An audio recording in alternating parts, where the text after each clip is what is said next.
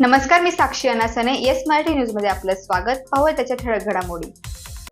राष्ट्रीय समाज पक्षाचे महादेव जानकर अखिल महायुतीमध्ये सामील, पक्षाला मिळाली एक जागा. महाराष्ट्र राजकारणात मागील काही वर्षात मोठा कायापालट झाला आहे.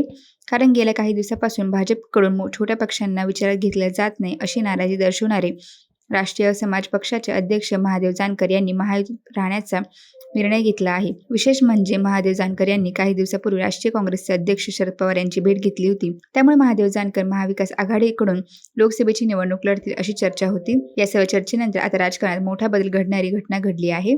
मुख्यमंत्री एकनाथ शिंदे यांच्या वर्षा या शासकीय निवासस्थानी एक महत्त्वाची बैठक पार पडली.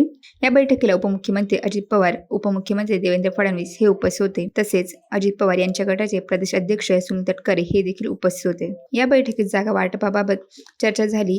यावेळी महादेव जानकर यांच्या पक्षाला एक जागा सोडण्याचा निर्णय घेण्यात आला असून ही बैठक सुरू असताना सुनील तटकरे आणि महादेव जानकर वर्षा बंगल्याच्या बाहेर आले. यावेळी त्यांनी याबाबतची माहिती दिली. महादेव जानकर हे परभणी लोकसभा मतदारसंघातून निवडणूक लढवण्याची दाट शक्यता आहे. राष्ट्रीय समाज पक्षाचे नेते महादेव जानकर यांच्याशी आज मुख्यमंत्री एकनाथ शिंदे, उपमुख्यमंत्री देवेंद्र फडणवीस आणि उपमुख्यमंत्री अजित पवार यांनी सविस्तर चर्चा केली.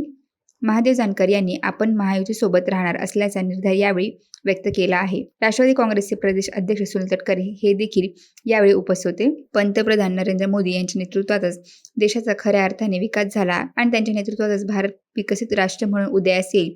त्यामुळे आपण मोदीजी यांच्यासोबत आहोत असे यावेळी त्यांनी सांगितले. या बैठकीत महादेव जानकर यांच्या राष्ट्रीय समाज पक्षाला लोकसभेची एक जागा देण्याचा निर्णय सुद्धा घेण्यात आला. महायुतीचा प्रत्येक उमेदवार निवडून आणण्यासाठी आपण पूर्ण शक्तीनिशी सोबत राहू असेही महादेव जानकर यांनी यावेळी माध्यमांना बोलताना सांगितले आहे. येस स्मार्टसाठी संजय चांदगुडे, पुणे.